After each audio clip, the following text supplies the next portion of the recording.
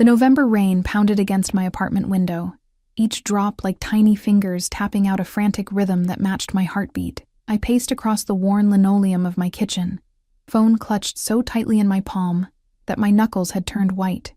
The ancient radiator in the corner hissed and clanked, filling the small space with metallic groans and insufficient warmth. In the bassinet by the sofa, Emma whimpered, her tiny face scrunched with hunger. The sound cut through me like a blade, sharper than the draft seeping through the cracked window frame. I glanced at the empty can of formula on the counter, turning it upside down as if somehow more might magically appear. Nothing. Just like my bank account. "It's okay, baby girl," I whispered, my voice breaking as I gently stroked her cheek. "Mommy's going to figure something out, but what options did I have? The rent was 2 weeks overdue. The electricity bill sat unopened on the counter, its red, final notice stamp visible through the thin paper. And now, no formula. The WIC appointment wasn't until next week, and my last paycheck from the diner had gone entirely to daycare so I could keep my shifts. 8 months of struggling, of pulling myself up just to be knocked down again. 8 months since I'd walked out of that mansion with nothing but a suitcase and my dignity. 8 months since I'd last seen him. My thumb hovered over his name in my contacts. I'd promised myself I would never call him, never give him the satisfaction. The memory of his eyes, dark and intense as thunderclouds, sent an involuntary shiver down my spine. Alexander Rossi, the man who'd swept into my life like a hurricane, destroying everything in his path only to rebuild it in his image. The man who still had no idea he had a daughter.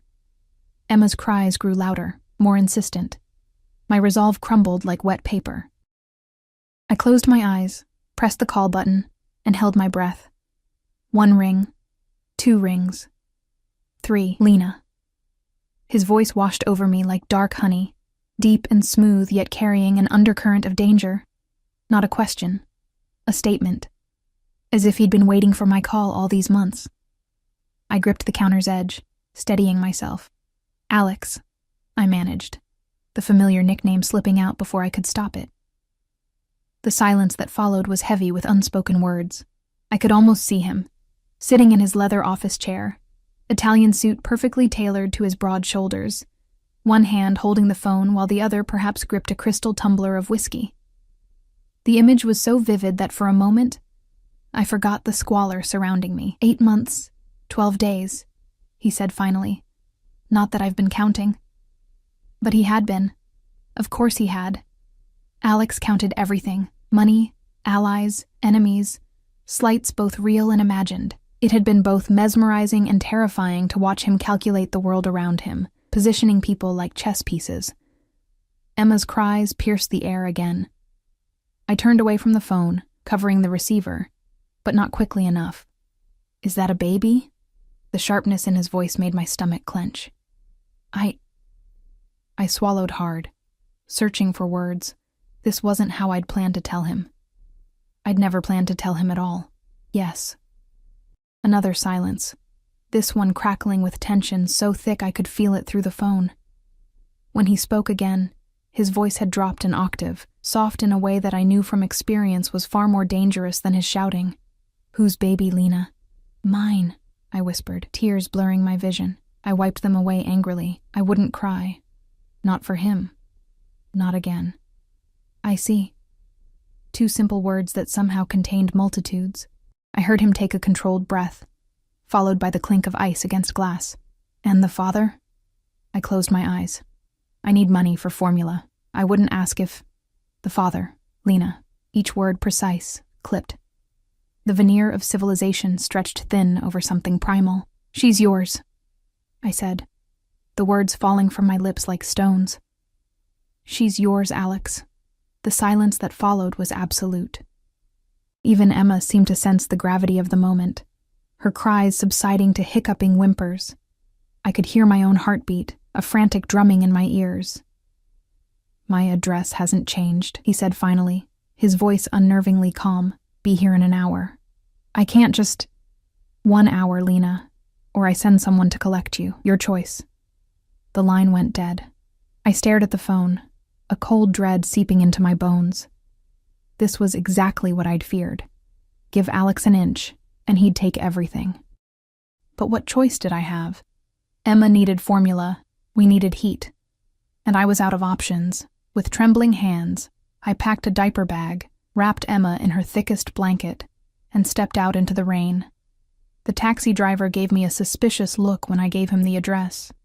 A shabby woman with a baby asking to go to one of the most exclusive addresses in the city, but the crisp 50 I handed him, my absolute last emergency cash, silenced any questions. As the car wound through progressively more affluent neighborhoods, my anxiety climbed higher. I hadn't been back to this part of the city since I'd left. The gleaming storefronts and immaculate sidewalks felt like they belonged to another world, one where I'd briefly lived as an imposter, before reality came crashing back. The taxi turned onto the private drive, a tunnel of perfectly manicured cypress trees leading to the estate. Even through the rain-streaked windows, the mansion was imposing, all stone and glass and old-world grandeur. "You sure this is the place, lady?" the driver asked, eyeing me in the rearview mirror. I nodded, not trusting my voice. As we pulled up to the circular driveway, I saw them. 2 black SUVs with tinted windows parked near the entrance, and standing under the portico, a familiar figure. Marco, Alex's driver and head of security, his massive frame unmistakable even from a distance. Beside him stood another guard I didn't recognize.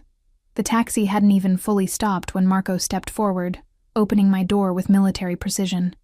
His eyes, always watchful, scanned me before landing on the bundle in my arms. Something unreadable flickered across his stoic face. "Ms. Winters," he said with a slight nod, the formality so at odds with the man who had once taught me how to make his grandmother's tiramisu during a weekend, when Alex was away on business. "Marco." I clutched Emma closer as the cold rain misted my face. "Let me," he said, holding out an umbrella and guiding me toward the house. The new guard took my meager bag from the taxi's trunk, examining it with subtle suspicion before following us. The entryway was exactly as I remembered. Soaring ceilings, marble floors, the massive crystal chandelier casting prismatic light across the foyer. The familiar scent of beeswax polish and the faint undertone of Alex's preferred sandalwood incense wrapped around me, triggering memories I'd spent months trying to suppress. "He's in his study," Marco said, nodding toward the east wing. "He asked that you go directly to him." Of course he did. No time to compose myself, to prepare for seeing him again. That was Alex, always ensuring he had the upper hand. I walked the familiar path, each step echoing in the cavernous hallway. Emma stirred against my chest, blinking up at the bright lights and ornate surroundings so different from our dingy apartment. The contrast made my cheeks burn with shame. What kind of mother was I, unable to provide even the basics for my child? The massive double doors to his study loomed ahead. I paused, drawing a shaky breath, and then knocked. A hesitant tap that seemed to disappear into the heavy wood. "Enter." His voice, even muffled by the door, sent a current of electricity down my spine. I pushed the door open, and there he was. Alexander Rossi hadn't changed in 8 months. If anything, he seemed more powerful, more present. A dark star pulling everything into his orbit. He stood by the windows, backlit by the storm outside, his tall frame outlined in flashes of lightning. The fine lines of his bespoke suit accentuated his broad shoulders tapering to a narrow waist. His dark hair, always slightly too long, curled at his collar, but it was his eyes that held me captive, obsidian and fathomless, revealing nothing while seeing everything. His gaze moved from my face to the bundle in my arms, and something shifted in his expression. A micro-movement that anyone else might have missed, but that I had once been trained to detect in our time together. Surprise, uncertainty, and something deeper, more primal. "Lena," he said, my name in his mouth still holding the same power it always had. He moved toward us with that predatory grace that had first drawn me to him. The confident stride of a man who owned not just the ground he walked on, but everything his shadow touched. I instinctively stepped back. His advance halted immediately, a flash of what might have been hurt crossing his features before the mask slipped back into place. "You look tired," he observed, his eyes cataloging every detail. My faded jeans, the worn sweater with a small stain on the collar, the dark circles under my eyes that no amount of concealer could hide. "That's what happens when you have a 3-month-old, I replied, aiming for defiance but hearing the exhaustion in my own voice. 3 months. He calculated silently, his jaw tightening. "You were pregnant when you left." It wasn't a question, but I answered anyway. "Yes." "And you didn't think I deserved to know?" I laughed, a brittle sound that startled Emma. "Deserve? After what happened?" A muscle ticked in his jaw. The only outward sign of the anger I knew was building beneath his controlled exterior. Before he could respond, Emma began to fuss, her tiny face scrunching as she let out a hungry cry. Something remarkable happened then. Alexander Rossi, the man feared throughout the city, whose name was whispered in corridors of power and darkened alleyways alike, faltered. His eyes widened, fixed on his daughter's face with an expression I'd never seen before. Vulnerability, wonder, fear. "She needs formula," I said, bouncing gently to soothe her. "That's why I called. I ran out, and I don't get paid until... Give her to me." His voice was soft but brooked no argument. "Alex, please, Lena." That word, please, so rarely used in his vocabulary that it stopped me cold. Reluctantly, I stepped forward, transferring Emma carefully into his waiting arms. His movements were tentative at first, but there was a natural grace to the way he cradled her, supporting her head with surprising gentleness. Emma's cries quieted as she stared up at this new face. For a heart-stopping moment, they regarded each other, father and daughter, with identical expressions of solemn assessment. Then Emma reached up, her tiny hand grasping at the platinum tie pin glinting at his collar. "She has your eyes," he murmured, a tremor in his voice I'd never heard before. "And your temper," I added before I could think better of it. The corner of his mouth twitched, almost a smile. Almost. He looked up at me, and the intensity in his gaze pinned me in place. "You weren't going to tell me."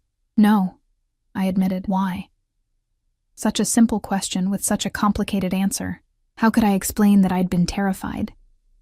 Not of him, never of him directly, but of what his world would do to our child. How his enemies would see her as leverage.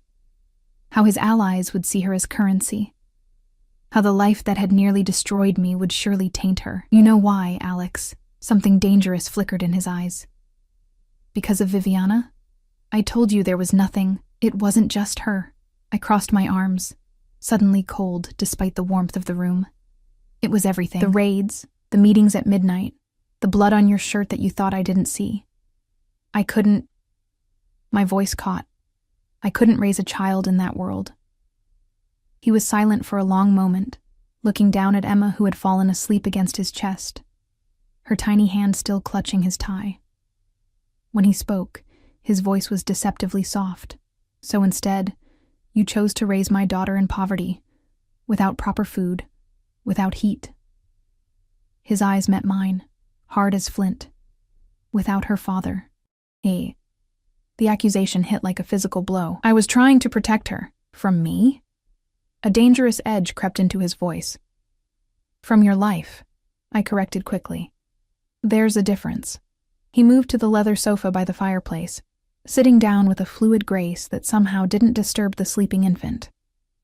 "You should have come to me." I remained standing, needing the distance. "Would you have let us go?" His silence was answer enough. The fire crackled in the grate, casting dancing shadows across his face as he studied our daughter. The possessive way he held her, one hand splayed protectively across her back, told me everything I needed to know. We weren't leaving. Not tonight. Possibly not ever. "You need formula," he said finally, looking up at me. "What else?" I swallowed my pride. "Heat. The apartment is clearly inadequate," he finished, his tone clipped. "You're staying here, Alex. Non-negotiable, Lena." The softness was gone, replaced by the implacable will I knew too well. "My daughter will not spend another night in a cold apartment without proper nutrition or security. She's my daughter too," I said, my hands curling into fists at my sides, "and yet, here you are, asking me for help." His words weren't cruel, merely factual, which somehow made them cut deeper. "I'm offering more than formula money. I'm offering her, and you, everything you need. with strings attached. Always. He didn't bother to deny it. That was one thing I'd always respected about Alex. His honesty about who and what he was. But those strings will keep her safe, fed, and warm. Can you say the same?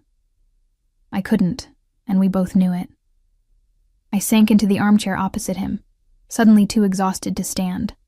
The weight of these past months, the sleepless nights, the endless worry, the grinding poverty, crashed over me like a wave. "What's her full name?" he asked, his voice gentler now. "Emma," I whispered. "Emma Grace Winters." I'd given her my maiden name, another decision he would see as a betrayal. "Emma," he repeated, testing the name. "It suits her." He looked up, his dark eyes holding mine. "But her name is Rossi-Lena. That's non-negotiable as well." I didn't respond to his declaration about Emma's name. Some battles weren't worth fighting, at least not tonight, when exhaustion had settled into my bones like lead. Besides, I knew that look in Alex's eyes. The decision had been made. "You need to eat," he said, rising from the sofa with Emma still cradled against his chest. He pressed a button on the desk, and within seconds the door opened to reveal a young woman in a crisp uniform, not one I recognized from my time here. "Sir?" she asked, her eyes darting curiously between us. "Have the chef prepare a meal for Ms. Winters, and call Dr. Abernathy. I want him here within the hour." "A doctor?" I stood up too quickly, my head spinning slightly. "Emma isn't sick. She's just hungry." Alex's gaze swept over me, assessing. "The doctor isn't just for Emma." Before I could protest, he continued issuing orders. "Prepare the East Suite. Have Maria bring up the items on this list." He shifted Emma to one arm with practiced ease. Where had he learned to hold a baby? And scribbled something on a notepad. The woman nodded and disappeared with the efficiency of someone well-trained in anticipating Alexander Rossi's needs. I'd once been like that, attuned to his moods, his unspoken commands, his subtle shifts in demeanor that signaled satisfaction or displeasure. "I don't need a doctor," I said when we were alone again. "You've lost weight," he replied, those observant eyes missing nothing. "You're pale. Your hands are shaking." "I'm tired, not sick. Humor me." It wasn't a request. A knock at the door interrupted us. Marco entered, holding a small bottle of formula. "The staff keeps emergency supplies for Julia's baby when she visits," he explained, handing it to Alex. The mention of Julia, Alex's younger sister, was a reminder of the family I'd once been welcomed into, however conditionally. I'd liked Julia, with her warm laugh and fierce loyalty.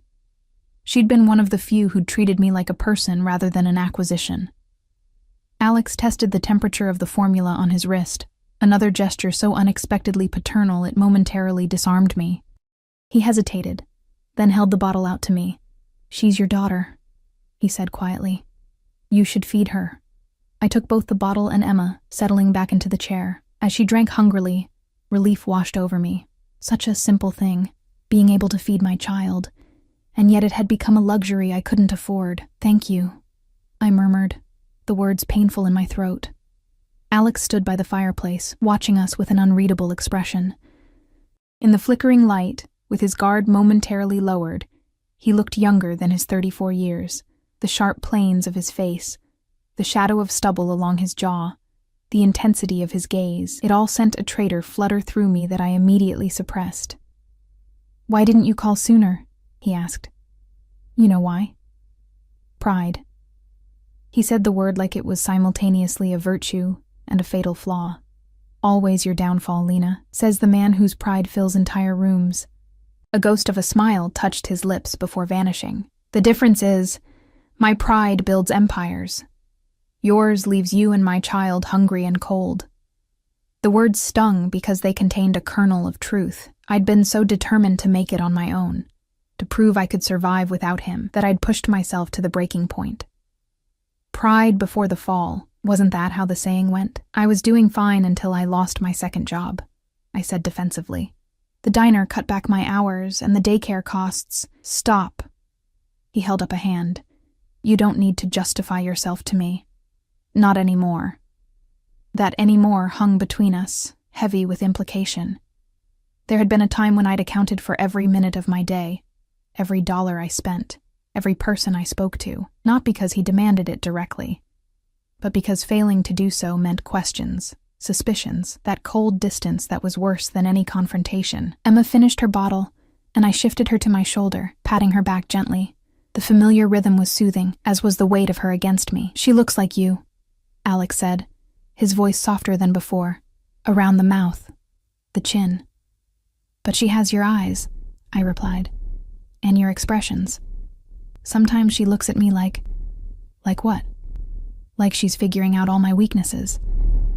I meant it as a joke, but it fell flat in the heavy air between us. Another knock at the door heralded the arrival of the doctor, a silver-haired man with kind eyes and a perpetually concerned expression. I remembered him from before, the private physician who made house calls at all hours and asked no questions about certain injuries. "Mr. Rossi," he greeted, then turned to me with genuine warmth. "Ms. Winters, it's good to see you again." The examination was brief but thorough. Emma first. Her weight, her reflexes, her lungs, her eyes. Dr. Abernathy pronounced her healthy but slightly underweight, recommending a specialized formula to help her catch up. The look Alex gave me at this news made me shrink into myself, though the doctor was quick to add that she showed no signs of neglect. When it was my turn, I protested again, but Alex's implacable stare silenced me. The diagnosis was predictable: exhaustion, mild malnutrition, anemia. The doctor wrote prescriptions for iron supplements and vitamins, his manner professional but tinged with concern. "Rest," he advised as he packed up his bag. "Proper nutrition. Minimize stress."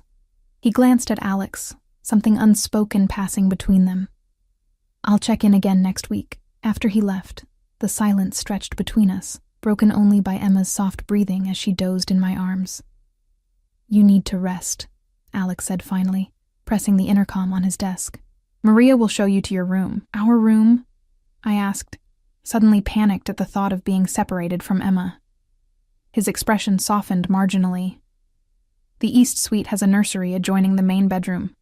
You'll both be comfortable there." An older woman appeared, Maria, the housekeeper who had been with Alex's family for decades. Her weathered face broke into a genuine smile when she saw me, and to my surprise, she enveloped me in a gentle hug. "Piccola," she murmured, the old nickname bringing unexpected tears to my eyes. "Little one. You've come home." Home. Was that what this place had been? The word conjured images both beautiful and painful. Lazy. Sunday mornings in the garden solarium, Alex teaching me to play chess in the library. Candlelit dinners where he'd watch me with those intense eyes that made me feel simultaneously seen and hunted. But also, hushed phone calls that stopped when I entered rooms, unexplained absences, blood on shirt cuffs hastily hidden, the constant presence of armed men whose eyes followed my every move. "Just for tonight," I said, as much to myself as to Maria. "We're just staying tonight." The look that passed between Maria and Alex told me they both knew better, but neither contradicted me. Sometimes lies are necessary bandages for wounds not ready to be exposed. The East Suite was as I remembered it, elegant without being ostentatious, decorated in soothing blues and creams. The adjoining nursery, however, was new. Fresh paint, a beautiful white crib with delicate bedding, a rocking chair by the window overlooking the gardens. It had been prepared quickly, but with obvious care. "How did you—" I turned to Maria, gesturing at the nursery. "Mr. Rossi ordered it prepared months ago," she said simply. "After you left." The implications of that statement were too overwhelming to process. I focused instead on settling Emma into the crib, marveling at how tiny she looked in the expansive space. After months of sleeping beside me in our cramped apartment, would she sleep soundly here? Maria showed me where fresh clothes had been laid out. Silk pajamas that would have cost a month's rent at my apartment, toiletries in the marble bathroom, even a new toothbrush still in its packaging. The normality of it, the domesticity, was disorienting. "There's a baby monitor," Maria said, pointing to a sleek device on the nightstand. "And the security system, of course." She indicated a small panel by the door. "Mr. Rossi's quarters are connected through the security office. If Emma cries, he'll know." The thought of Alex monitoring my daughter's cries sent a complicated shiver through me. Protection or surveillance? With him, the line had always been blurred. "Thank you, Maria," I said, suddenly desperate to be alone. "I think we'll be fine now." She patted my cheek, her eyes knowing. "Rest, Piccola. Tomorrow is soon enough for difficult conversations." After she left, I stood in the center of the suite, feeling oddly untethered. The opulence surrounding me was so at odds with the life I'd been living that it felt almost obscene. I checked on Emma one more time before heading to the bathroom, stripping off my worn clothes with a mixture of relief and shame. The hot water of the shower was a luxury I hadn't experienced in months. In my apartment, the water heater worked sporadically at best, and I stayed under the spray until my skin turned pink. Clean, wrapped in a plush robe, I padded back to the bedroom to find Alex standing by the crib, watching Emma sleep. He'd removed his suit jacket and tie, and with his shirt sleeves rolled up to expose muscular forearms, he looked more human, more approachable. More like the man I'd fallen in love with before I understood the full reality of his world. "She's perfect," he said without looking up. "Absolutely perfect." "She is," I agreed, hanging back by the bathroom door, unsure of my place in this tableau. "You should have told me, Lena." His voice was quiet, but edged with something dangerous. "You should have told me I had a daughter." "Would it have made a difference?" I asked, equally quiet. "Would you have let us go?" Now he did look up, his dark eyes reflecting the soft glow of the nightlight. "You know the answer to that. Then you know why I left the way I did." He straightened, moving away from the crib with reluctance. "We have a lot to discuss. Tomorrow," I said, echoing Maria. "Please, Alex. I'm exhausted." For a moment, I thought he would insist. Alex Rossi was not a man accustomed to deferring conversations, especially important ones, but he surprised me. "Tomorrow," he agreed. He paused at the door, his hand on the knob. "Lena." "Yes." "Don't try to leave during the night. The security system is active, and my men are on alert." His tone was conversational, as if he were commenting on the weather rather than issuing a thinly veiled threat. "For your protection, of course, of course." "Always for my protection, never my imprisonment. Good night, Alex." After he left, I moved to the window, drawing back the heavy curtains to peer out at the stormy night. Lightning flashed, illuminating the grounds with its stark light. In the distance, I could make out the silhouettes of men patrolling the perimeter, shadows moving with military precision through the rain, for my protection, for Emma's protection, or to ensure we remained exactly where Alex wanted us. I let the curtain fall back into place and checked on Emma once more, before climbing into the vast bed. The sheets were cool Egyptian cotton, the mattress perfectly supportive after months of sleeping on a lumpy futon. Every muscle in my body seemed to sigh with relief, yet despite my exhaustion, sleep eluded me. My mind raced with the implications of what I'd done. One phone call, that's all it had taken to pull us back into Alex's orbit. One moment of desperation, and now we were here, surrounded by luxury and danger in equal measure. Had I made a terrible mistake, or had I finally accepted an inevitable truth?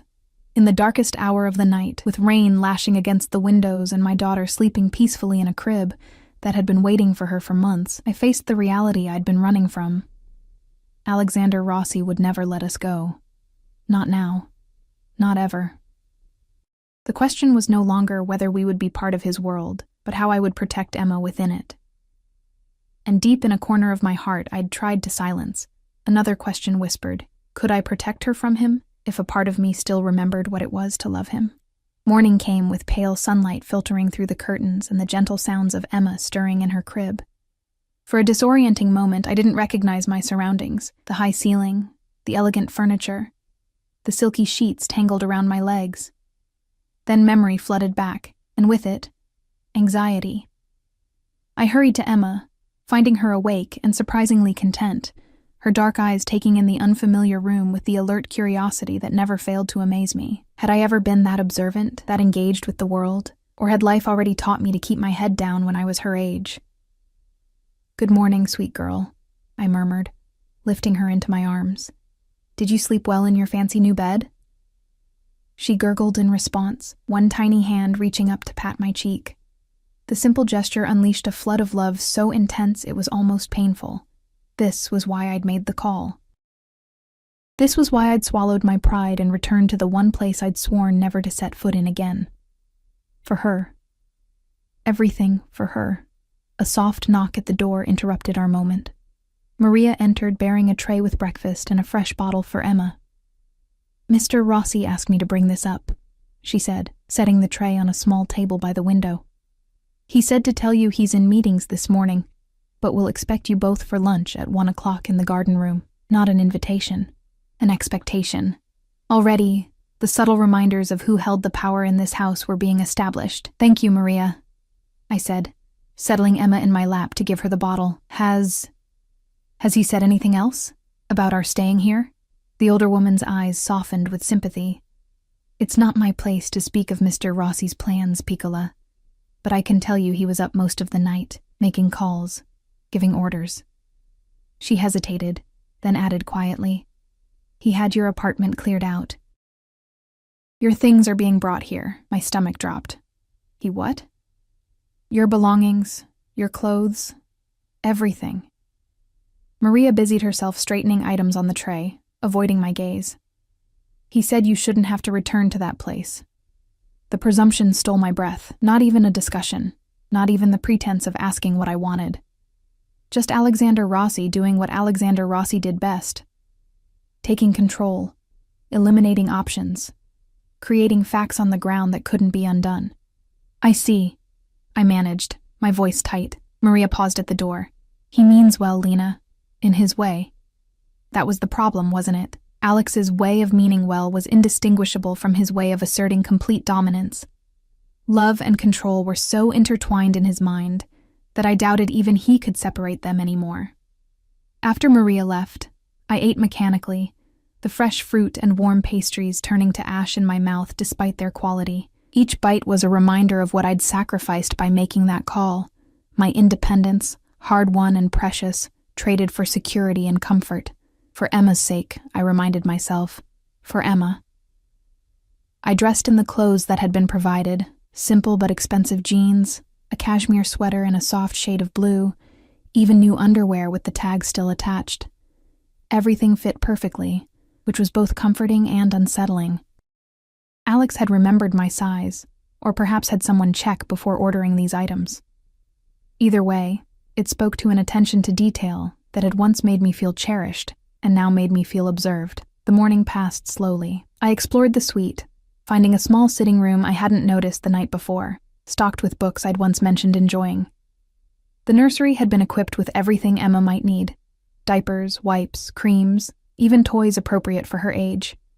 The thoroughness was impressive and intimidating. It was as if Alex had been preparing for our return all along, confident that eventually I would come back to him.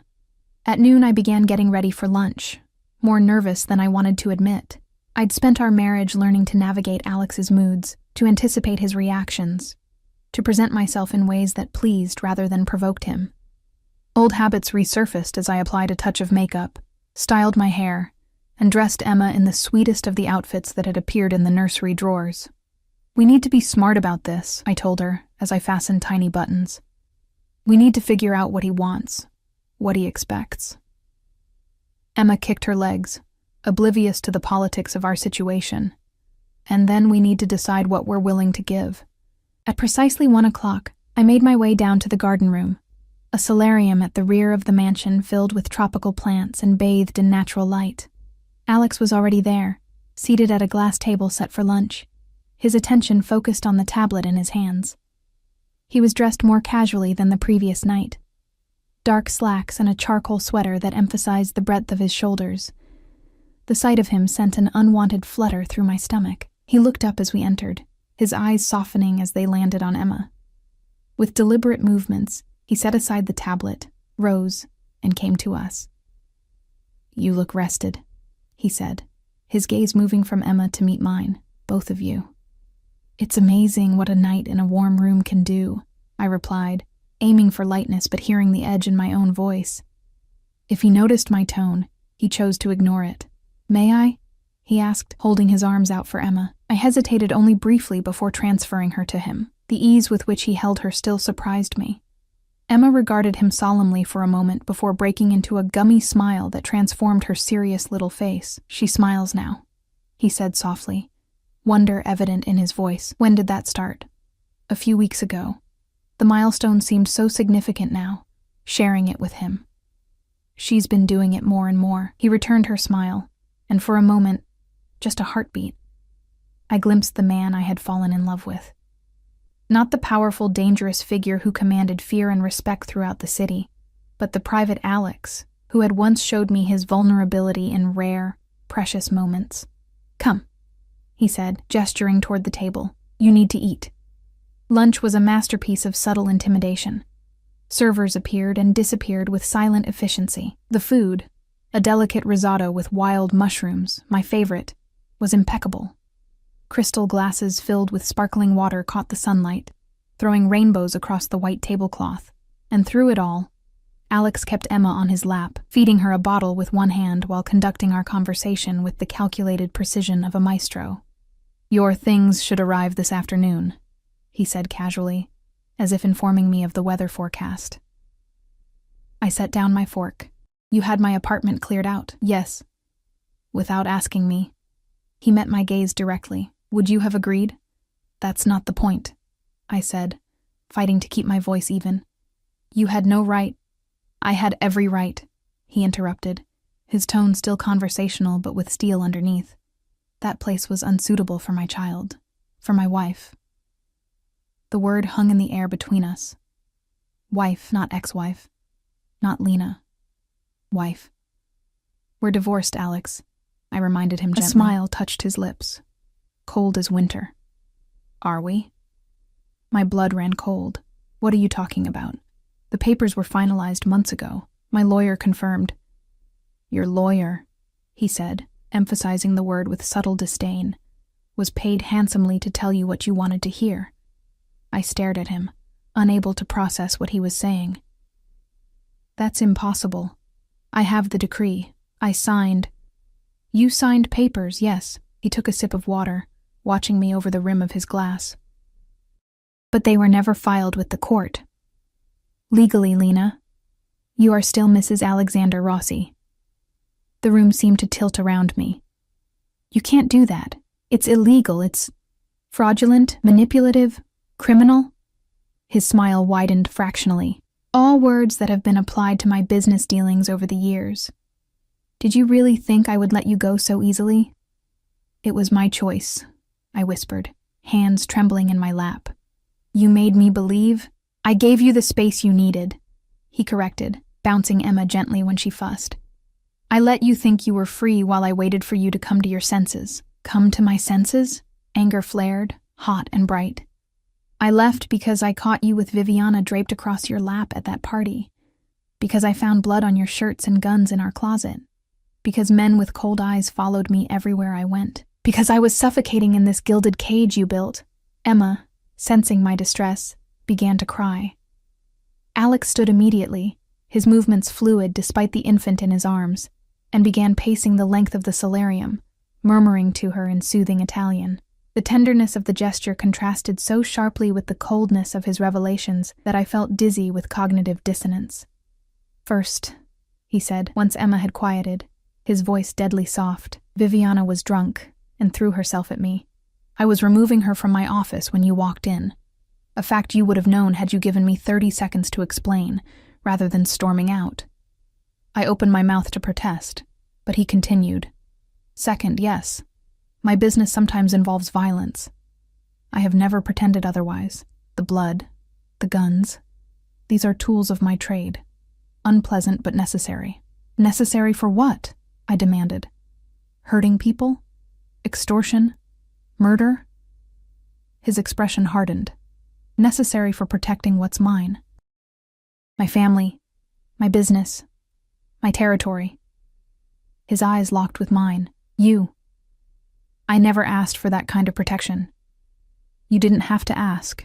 He returned to the table, still holding Emma, who had fallen asleep against his chest. "It came with the ring you accepted." The diamond on my left hand had been gone for 8 months, yet I could still feel its phantom weight. 3 carats, flawless, set in platinum. a beautiful shackle that had marked me as Alexander Rossi's property. "You're saying I'm still legally your wife," I said, trying to focus on the immediate issue. "That the divorce was a fiction, yes.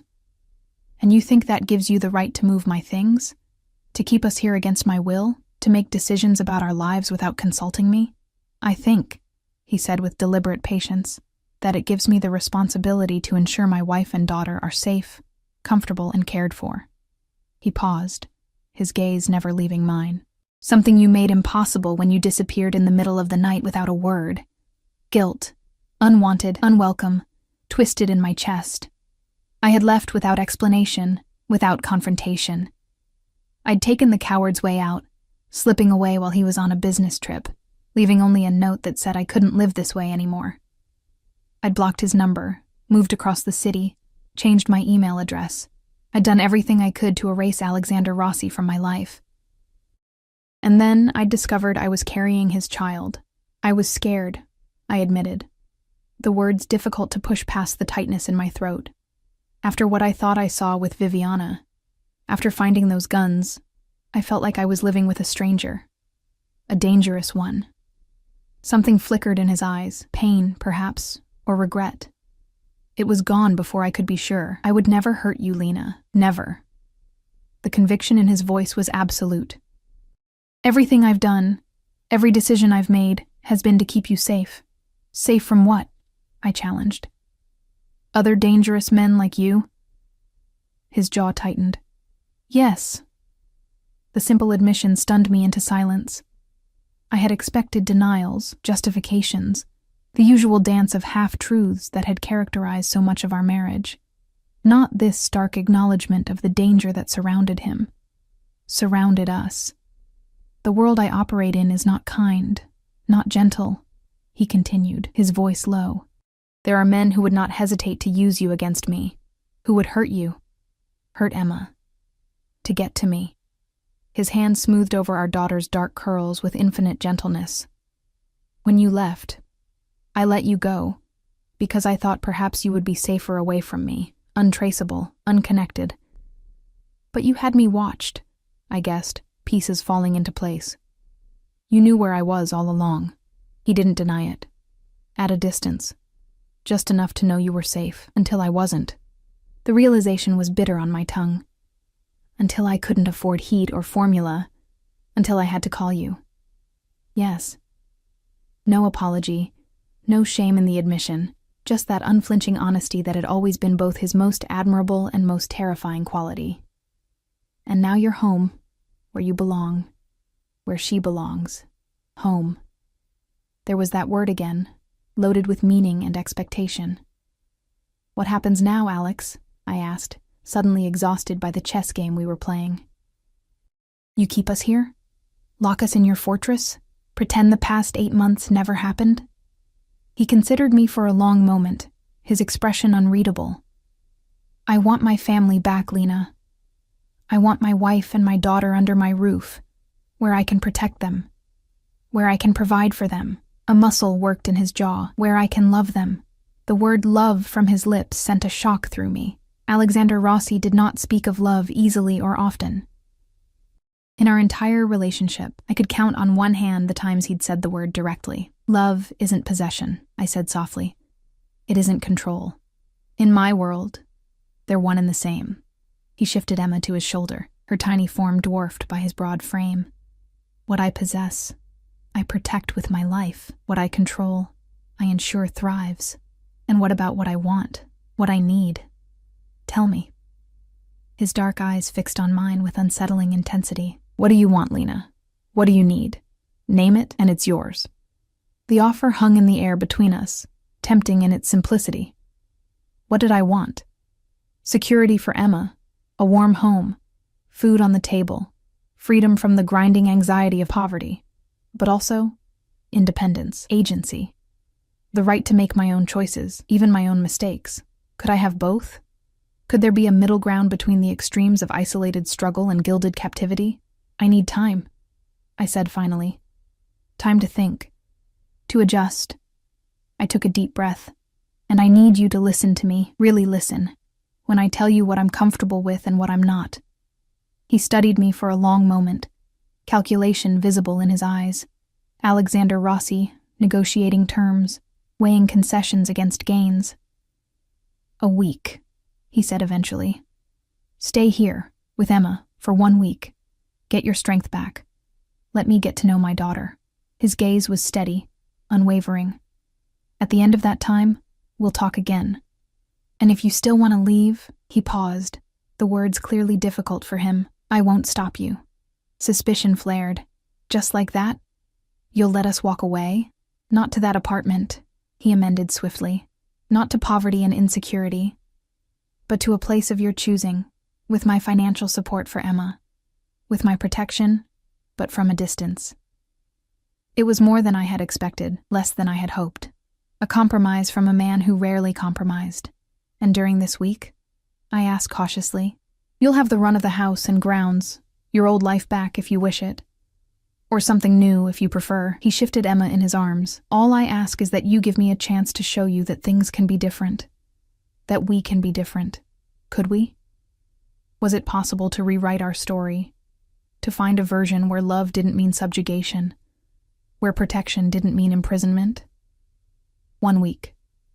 I agreed finally, knowing it was both a promise and a dangerous gamble. "But Alex..." "Yes?" "No manipulation. No games. No hidden agendas."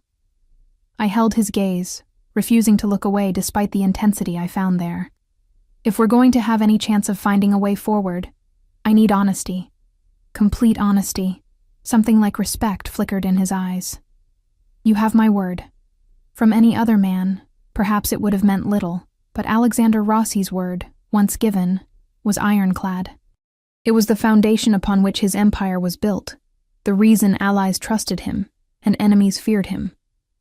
If he said there would be honesty between us, then honesty there would be. Brutal, unvarnished, and absolute. "Then we have a deal," I said, extending my hand across the table in a business-like gesture. He looked at my offered hand with amusement, then captured it in his larger one. Instead of shaking it, however, he turned it over and pressed his lips to my inner wrist, where my pulse jumped traitorously at his touch. "A deal," he murmured against my skin, "and a new beginning." As he released my hand, his phone vibrated on the table. The spell broken, he checked the screen, his expression immediately shifting to one of cold efficiency. "I need to take this," he said, standing smoothly. He transferred Emma back to my arms with gentle care. "Business that can't wait." I nodded, not trusting my voice. The familiar pattern, closeness interrupted by the demands of his other life, was already reasserting itself. "We'll have dinner tonight," he said, already moving toward the door. 8 o'clock. "There's someone I want you to meet, someone who might help with our adjustment period." Before I could ask who, he was gone, leaving me with Emma in the sunlit solarium, surrounded by tropical plants and unanswered questions. The rest of the afternoon passed in a surreal haze. I explored the mansion with Emma, reacquainting myself with its labyrinthine corridors and hidden nooks. Some rooms were exactly as I remembered. The library with its leather-bound volumes and the faint scent of Alex's cigars. The formal dining room where I'd once hosted terrifying dinners with his business associates. The music room with the grand piano that collected dust because neither of us played. Other spaces had been transformed. The blue parlor, once a formal sitting room, had been converted into a cheerful playroom filled with toys and soft furnishings. A spare bedroom near our suite now housed a fully equipped nursery, more permanent and elaborate than the temporary setup in my suite. Even the garden had new additions, a small playground with infant swings and a sandbox, protected from the elements by a glass pavilion. All of it planned, built, and waiting. For how long? How soon after I'd left had Alex begun preparing for our return? A return he had clearly considered inevitable. My things arrived mid-afternoon, delivered by silent men in dark suits who stacked boxes in the dressing room adjacent to my suite. I was disturbed to find them neatly labeled in handwriting I didn't recognize. Winter clothes, books, mementos. Someone had been in my apartment before today, cataloging my possessions, perhaps even reporting back to Alex about my living conditions. The thought made my skin crawl, but also sparked a realization. If Alex had known how dire our situation had become, why had he waited for me to call? Why allow us to reach the point of desperation before stepping in? The answer came with uncomfortable clarity. Because he'd needed me to come to him, to ask for his help, to surrender the independence I'd fought so hard to maintain. My pride, as he'd pointed out, had been both shield and weakness. At 6 o'clock, Maria appeared with a garment bag. "Mr. Rossi asked that you wear this tonight," she said, hanging it on the closet door. "Of course, it's your choice." The gentle addition, "your choice," was new. In the past, Alex's requests about my appearance had been delivered without such qualifications. Another adjustment, perhaps, to our new dynamic. I waited until Maria left before unzipping the bag. Inside was a simple but elegant black dress, sleeveless, with a modest neckline, and a skirt that would fall just below my knees. Tasteful, expensive, but not overly formal. The kind of dress that wouldn't look out of place at a business dinner. Accompanying it was a small velvet box. My heart stuttered as I opened it, expecting to find my old wedding ring, the one I'd left on his desk the night I fled. Instead, nestled on black velvet, was a delicate gold bracelet, fashioned like a slender vine with tiny leaves. Beautiful, but without the weight of symbolism a ring would carry, a peace offering, perhaps, or a first step in a longer campaign. At 7:30, I was dressed and ready, having fed and bathed Emma. The nursery adjoining my suite had been stocked with a baby monitor that connected to a small device I could carry with me. "Just for dinner," I told Emma, as I laid her in the crib, already drowsy from her bath. "I'll be back to check on you, and Maria will come if you cry." I stroked her downy hair, marveling as always at its softness. "We're going to figure this out, sweet girl. I promise." She blinked sleepily, those dark eyes, so like her father's, already drifting closed. I stood watching her for a long moment, gathering courage for whatever awaited me downstairs. The small dining room, not the formal one used for business entertaining, but the more intimate space where Alex and I had taken most of our meals together, was lit with candles when I arrived. Alex stood by the fireplace, talking quietly with a woman I didn't recognize. He looked up as I entered, his conversation faltering momentarily as his eyes swept over me. "Lena," he said, and something in his voice made heat rise to my cheeks. "You look beautiful." "Thank you," I replied, self-consciously touching the bracelet at my wrist. "For this, as well. It's lovely." His smile was brief, but genuine. "I'm glad you like it." He gestured to the woman beside him, an elegant blonde in her early 40s. "This is Dr. Catherine Reynolds, Kate, my wife, Lena." Wife, not ex-wife. The correction I might have made stuck in my throat as the woman extended her hand with a warm smile. "It's wonderful to meet you, Lena," she said, her handshake firm and professional. "Alex has told me so much about you." "Dr. Reynolds is a family therapist," Alex explained, moving to pull out my chair as a server appeared with the first course. "She works with people in our unique situation." Our unique situation, such a delicate way of describing a marriage built on power imbalances, then fractured by mistrust and fear, now held together by a child and legal manipulation. "I specialize in helping couples navigate complex reconciliations," Dr. Reynolds elaborated once we were seated, "particularly in cases where there are significant external pressures." "You mean when one half of the couple is involved in organized crime?" The words slipped out before I could stop them, sharp with the edge of bitterness I'd been suppressing all day. To her credit, the therapist didn't flinch. "I work with people whose lives involve unique security concerns, yes. Politicians, high-profile business leaders, and yes, individuals whose businesses operate in gray areas of the law." Alex's expression had hardened at my outburst, but he remained silent, watching the interplay between us with calculated interest. "And Alex has hired you to, what? Convince me to stay? To accept this life again?" I picked up my wine glass, needing something to occupy my hands. "Actually, Doctor," Reynolds said calmly, "Alex has hired me to help both of you communicate effectively about your needs and boundaries, to facilitate honest conversations about what a shared future might look like, if that's what you both want." I glanced at Alex, surprised. That's not usually your style, hiring someone to help with compromise. A muscle ticked in his jaw. I'm attempting to demonstrate that things can be different, Lena, that I am capable of change. The admission, vulnerable, almost humble, caught me off guard.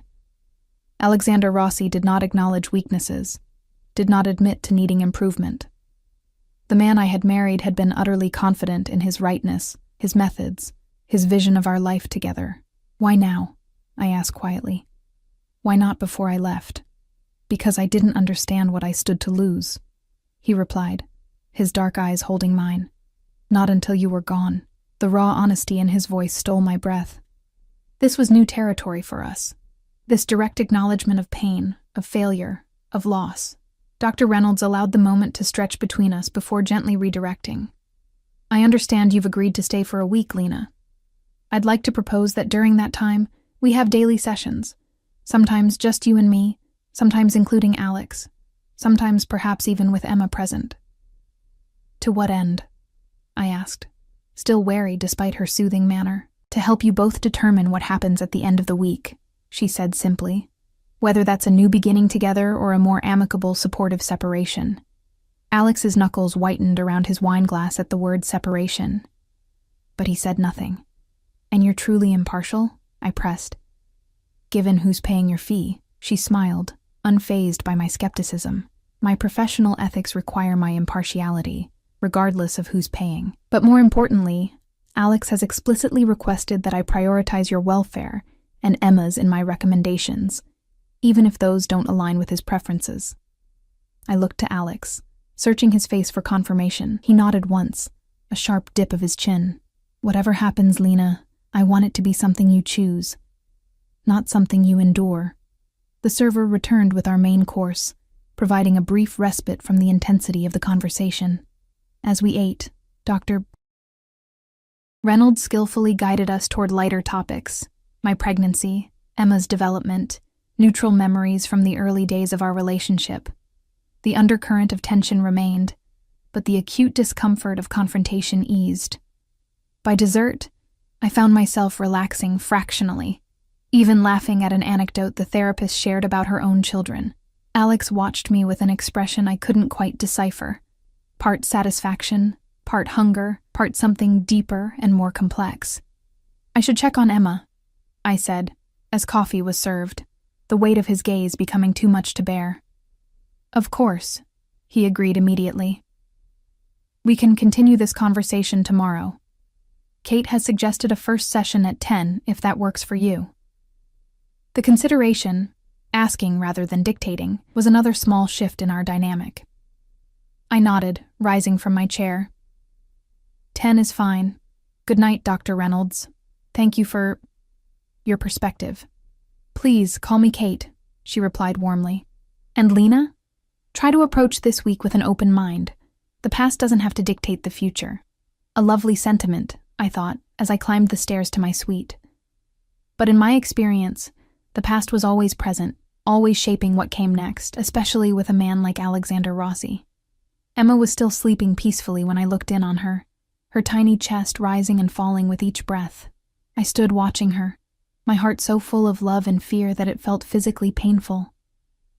What's the right choice? I whispered to her sleeping form. What keeps you safe, but also free? What gives you your father without binding you to his world? She slept on, oblivious to my turmoil, secure in the absolute certainty that her needs would be met, a certainty I had never been able to provide her on my own. A soft knock at the door interrupted my vigil. I opened it to find Alex standing in the hallway. His tie loosened, his expression guarded.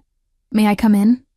He asked, the formality at odds with the man who had once considered this entire house, including my body, his domain to command. I hesitated, then stepped aside.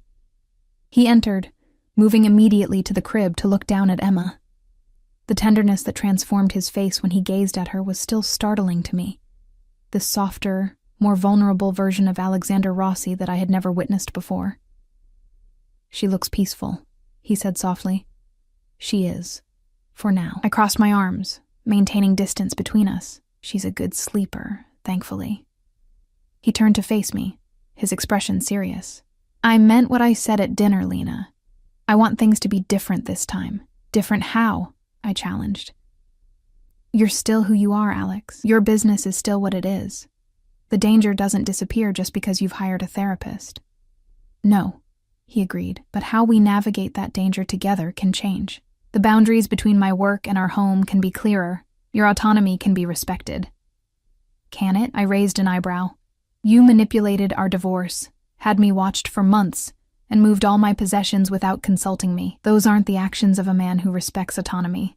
A flash of frustration crossed his face. I was protecting you, both of you. No, you were controlling us, I corrected. There's a difference. He ran a hand through his hair, a rare gesture of agitation. Then help me understand the difference. Help me learn where the line is. The request, vulnerable, almost pleading, was so unexpected that it momentarily silenced me. Alexander Rossi did not ask for help. He did not acknowledge gaps in his understanding. He certainly did not invite correction. That's not something I expected to hear from you, I admitted. 8 months without you and Emma has changed my perspective, he said quietly. 8 months, wondering if you were safe, if you were happy, if I would ever see you again. He took a step closer, still careful to maintain a respectful distance. I thought I knew what was best for you. I thought my way was the only way. I was wrong. The admission hung in the air between us, fragile and unprecedented. How do I know this isn't just another strategy? I asked, voicing my deepest fear. How do I know that once you have what you want, me and Emma here permanently, things won't revert to how they were before? You don't, he said with that brutal honesty I'd always found both admirable and frightening. You can't know. Neither can I. But I'm willing to do the work, Lena. Whatever it takes to earn back your trust, to build something better than what we had before. He reached out slowly, telegraphing his movements, and took my hand. The touch, warm, familiar, electric, sent a shockwave through me. How long had it been since he had touched me with such gentleness, such uncertainty? One day at a time, he said, his thumb brushing over the bracelet at my wrist.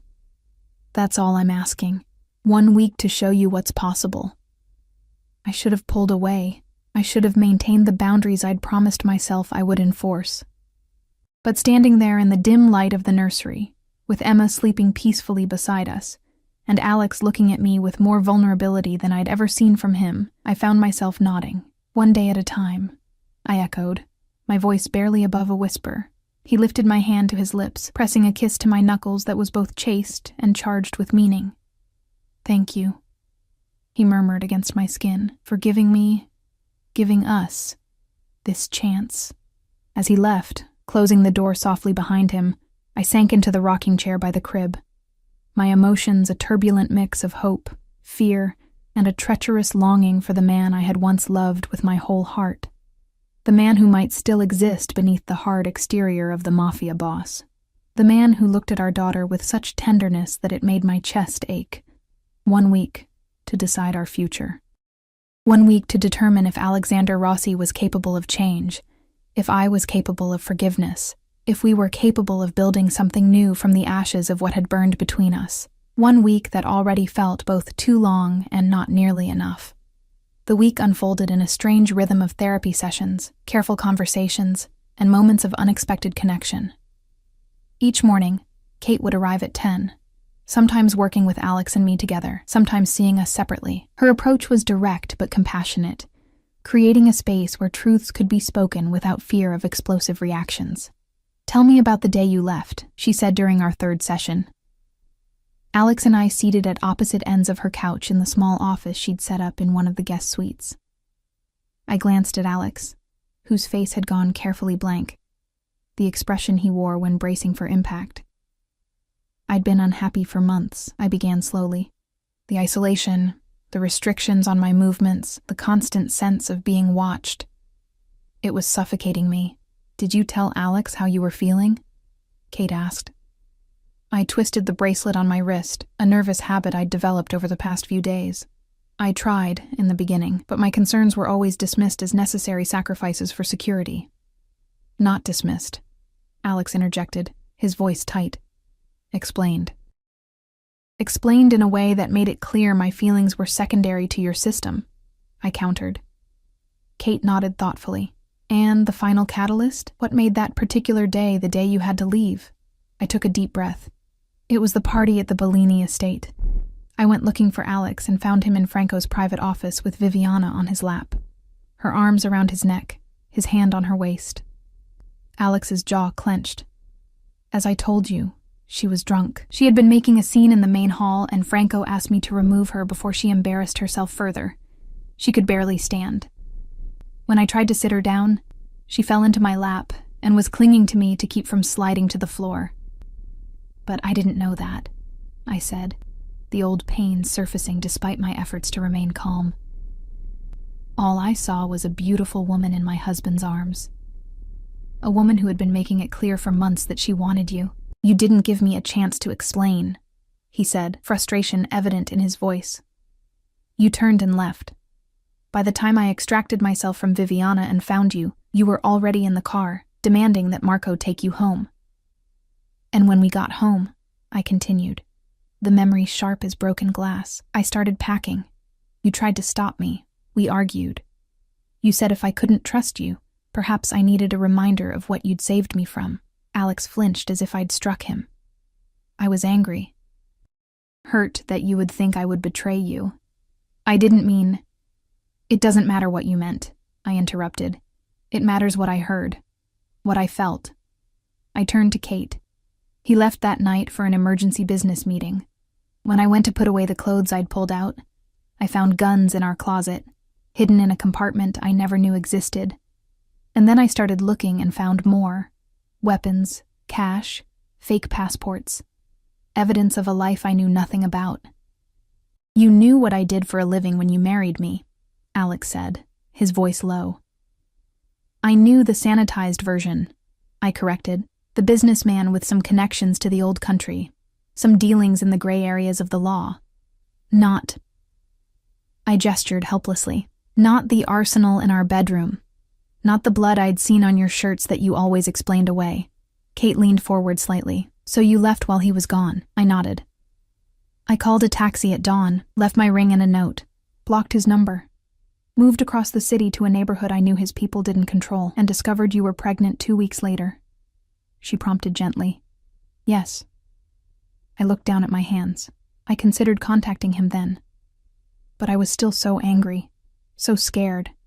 And then as the pregnancy progressed, I convinced myself it was better this way. Safer for the baby to be away from his world. Until it wasn't safer anymore, Alex said quietly. Until you were cold and hungry and desperate. The truth of his words stung, but I didn't deny them. We had covered this ground before, in other sessions. The fear that had driven me away, the pride that had kept me from reaching out sooner. The reality that had finally forced my hand. Alex, Kate said, turning to him. What was going through your mind when you realized Lena had left? His eyes never left my face as he answered. Rage, at first, then fear. I had men searching the city within hours. His voice dropped. When we found where you'd gone, that tiny apartment in that neighborhood, I wanted to drag you home immediately. But you didn't, I said softly. This part of the story new to me. No. He exhaled slowly. I watched you from a distance. You seemed determined. Resolute. I told myself you needed time, space. That forcing you back would only make you hate me more. So you fabricated divorce papers to make me think I was free. A shadow crossed his face. A temporary solution. A way to give you the illusion of choice while keeping you legally protected. As my wife, you still had access to accounts you never touched, security you never saw, protection you never knew was there. And when I called about the formula, I'd been waiting, he admitted. Watching your situation deteriorate. Hating every minute of it, but knowing you had to be the one to reach out. To choose to come back, even if just for help. It was manipulative, calculated, and yet viewed through the lens of his particular moral code, almost understandable. Almost. Kate guided us through the rest of the session, helping us unpack the tangled web of assumptions, fears, and unspoken expectations that had characterized our marriage. By the end, I felt emotionally drained, but also strangely lighter, as if the act of speaking these truths had released some of their power to hurt. As the week progressed, I observed Alex with new eyes. He was still Alex, commanding, intense, unyielding in certain matters, but there were subtle shifts in his behavior that I couldn't ignore. He asked before entering my suite, never assuming access. He consulted me about meals, activities, even the smallest decisions regarding Emma. When business called, he explained where he would be and when he would return, without revealing details that might endanger me with knowledge. Most surprisingly, he listened. Really listened, without interruption or dismissal, when I expressed concerns or boundaries. The Alex I had married would have seen such expressions as challenges to his authority. This Alex seemed to recognize them as necessary guideposts for our new relationship, whatever that might become. Emma bloomed under his attention. She was too young to understand the complexities swirling around her, but she responded to his deep voice, his gentle hands, his unwavering focus when he held her. The first time she fell asleep on his chest, I saw tears in his eyes, quickly blinked away, but undeniable. "She trusts me," he said wonderingly, his large hand cradling her tiny head. "How can she trust me when she barely knows me?" "Because you're her father," I said simply. "That connection exists whether you've been present or not." He looked up at me, vulnerability naked on his face. "I've missed so much already, her birth, her first smile. I don't want to miss any more, Lena." The rawness of his emotion caught me off guard. This was the Alex I had glimpsed in rare, precious moments during our courtship. The man beneath the armor, capable of feeling as deeply as he calculated coldly. By the 5th day, Kate suggested we discuss practical arrangements for the future. "If you stay," she said to me, "what would need to be different to make you feel secure and respected?" I had given this considerable thought over the sleepless nights of the past week. "Clear separation between business and home," I began. "No weapons in our living spaces, no business meetings in the house, no discussions of operations where I might overhear." Alex nodded, his expression serious. "Reasonable. I can maintain offices downtown for those purposes. Freedom of movement," I continued. "No more guards following me everywhere. No more having to account for every minute away from the house." This one made him tense visibly. "That's a security risk I'm not comfortable with, especially with Emma." "I understand the need for security," I acknowledged, "but there has to be a middle ground between being a prisoner and being unprotected." "What if," Kate suggested, "you had a designated security team that maintained a respectful distance, present but not intrusive, and perhaps a check-in protocol that feels less like surveillance and more like mutual reassurance?" Alex considered this. "I could work with that arrangement. And I need my own money," I added. "Not an allowance, not access to your accounts, my own income, from my own work." This clearly surprised him. "You want to work? Even with Emma?" "Not immediately," I clarified. "But eventually, yes. I was halfway through my degree in early childhood education when we met. I'd like to finish it. Maybe teach or work in program development." He was quiet for a long moment, and I braced for objection. The Alex I had married would have dismissed such aspirations as unnecessary, perhaps even inappropriate for his wife. "If that's what you want," he said finally, "I'll support it. Financially, logistically, however you need." The lack of resistance was so unexpected that I momentarily lost my train of thought. "And if I decide to leave?" I asked, forcing myself to address the other possibility. "What then?" His jaw tightened, but his voice remained steady. "Then we establish a co-parenting arrangement that prioritizes Emma's well-being. You would have a home of my choosing for security reasons and financial support, regular visitation schedules, joint decision-making regarding her upbringing. And us?" I pressed. "Would you file the real divorce papers this time?" Pain flashed across his features. "If that's what you want," he said quietly. "Yes." It was the answer I needed to hear, the promise of true choice rather than illusion. Yet it left me with a hollow feeling I hadn't expected. On our final night before the week's deadline, after Emma had been put to bed, Alex asked me to join him on the terrace. The evening was mild, Stars scattered across the sky above the carefully manicured gardens. He had set a small table with wine and a light supper, candles flickering in the gentle breeze. "No pressure," he said as I hesitated in the doorway. "Just dinner. Our last night before you decide." I joined him, accepting the glass of wine he offered. For several minutes we ate in companionable silence, the tension between us somehow both acute and comfortable, a familiar discomfort we had learned to navigate. "Do you remember our first date?" he asked suddenly. The memory brought an involuntary smile. "The art gallery opening. You spent the entire evening ignoring the exhibits and watching me instead. You were more interesting than any painting," he said, his eyes warm in the candlelight. "The way you moved through the crowd, cautious but curious, the way you actually looked at the art instead of just pretending to appreciate it like everyone else." "I was so nervous," I admitted. "You were this imposing figure everyone seemed to defer to, and I was just a scholarship student working part-time as a caterer." "You were never just anything, Lena." He leaned forward slightly, the flame catching the angles of his face. "That's what drew me to you from the first moment. Your quiet strength, your determination to make your own way despite the obstacles life had thrown at you.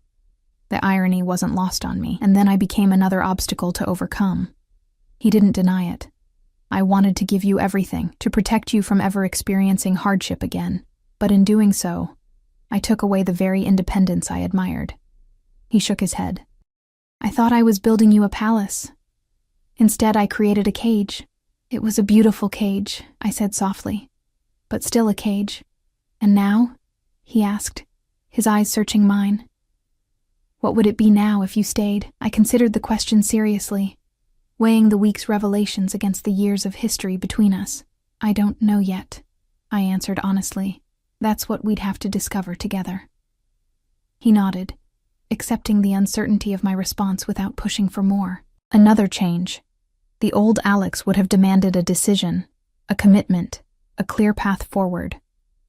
"Whatever you decide tomorrow," he said, reaching across the table to take my hand, "know this.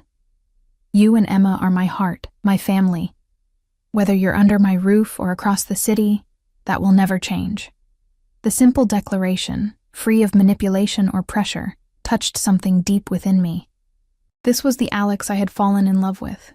Direct, passionate, capable of a devotion so intense it was almost frightening in its totality. "I need to ask you something," I said, my heart pounding. "Something important. Anything. The blood on your shirts, the guns, the midnight meetings." I took a deep breath. "If I stay, if we try again, I need to know. Will there ever be a time when those things aren't part of our lives? When your business is legitimate enough that we don't live with that shadow?" It was the question that lay at the heart of everything, the one I'd been afraid to ask directly because I feared his answer. Alex was silent for a long moment, his expression grave. "I've been working toward that goal for years," he said finally, "moving investments into legitimate enterprises, distancing myself from the more problematic aspects of the family business." "But?" I prompted, hearing the unspoken qualifier. "But it's complicated. There are obligations, alliances, expectations from the old guard." He met my gaze directly. "I can promise you this. Within 5 years, my primary income will be from legitimate sources. Within 10, I'll be removed enough from the other elements that they won't touch our daily lives. Emma will grow up knowing me as a businessman, not—" He trailed off. "Not a mafia boss," I finished for him. He flinched slightly at the blunt terminology but didn't contradict me. "Yes, and in the meantime?" "In the meantime, I maintain the separation we discussed. Home remains untouched by that world. You and Emma remain protected but not confined. And I continue the transition as quickly as is safely possible." It wasn't a perfect answer. It wasn't even the answer I had hoped for in my most optimistic moments. But it was honest. Brutally, completely honest. And rooted in the reality of who Alexander Rossi was, rather than who I might wish him to be. "Thank you," I said quietly, "for the truth." He squeezed my hand gently. "Always, from now on, even when it's difficult, even when it's not what you want to hear. That's my promise to you, Lena." We finished our dinner, talking of lighter things, Emma's development, plans for the garden, memories that didn't carry the weight of our more troubled history. When we parted for the night at my door, he kissed my cheek with a restraint that spoke volumes about his commitment to respecting my boundaries. "Until tomorrow," he said, his dark eyes holding mine for a moment before he turned and walked away. I slept fitfully, my mind churning with the decision before me. By morning, as I fed Emma and watched the sunrise paint the sky in shades of pink and gold, I knew what I had to do. Alex was waiting in the garden, as we had arranged. He stood as I approached, his posture tense despite his attempt at casual confidence. Emma was in my arms, contentedly gumming her fist, and watching the world with those solemn dark eyes so like her father's. "Good morning," he said, his voice carefully neutral. "Did you sleep well?" "Not really," I admitted, sitting on the bench beside him. "Too much thinking." He nodded, understanding. "And have you reached a decision?" I looked down at Emma, then out at the garden where spring flowers were beginning to bloom, then finally at the man beside me.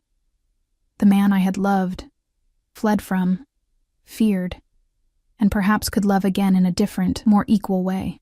"I have," I said, my voice steadier than I felt.